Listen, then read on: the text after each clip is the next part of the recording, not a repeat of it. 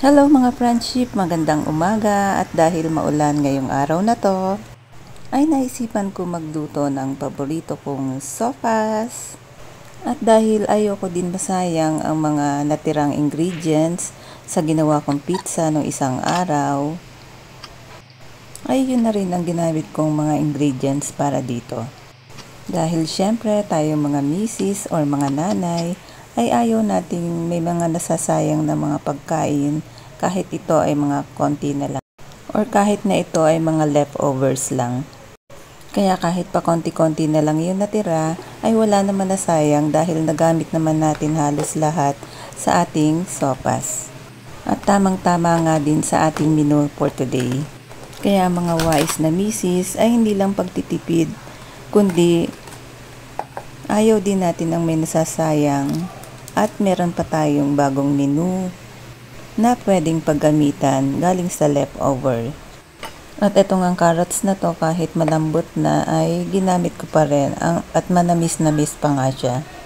At kadalasan din kapag nagluluto ako ng manok or karne ay nagtitira ako ng konti or kahit isa o dalawang piraso or tatlo just in case merong igigisa or paggagamitan ay meron na akong available sa bahay. Hindi ko na kailangan magpabili palagi kapag may paggagamitan. Kagaya ngayon, meron ako nagamit. Kahit dalawang slice lang yan ng manok ay meron na akong nagamit.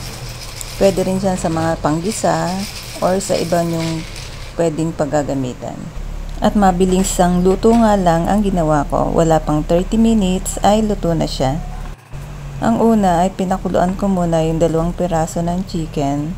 And then, at nung malambot na ay hiniwa-hiwa ko to ng maliit.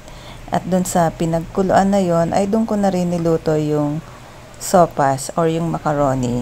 And then nilagyan ko na ng ibang ingredients. Kagaya ng paminta, asin, chicken cubes, at mga veggies na mga...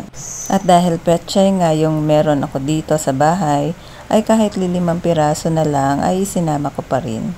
At kung wala kayong available na milk i-buff, ay pwede naman yung powdered milk. At ang saya lang sa pakiramdam dahil nakaluto ka ng paborito mong pagkain galing sa mga natirang ingredients or mga nasobrang ingredients.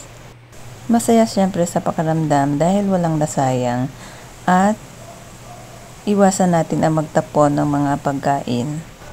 Gawan natin ang paraan na mailuto natin ito o magamit pa sa ibang putahe bago man lang masira o mabulok ito. And that's all mga friendship. Thank you for watching. Tara, kumain tayo ng sopas at humigop ng mainit na sabaw.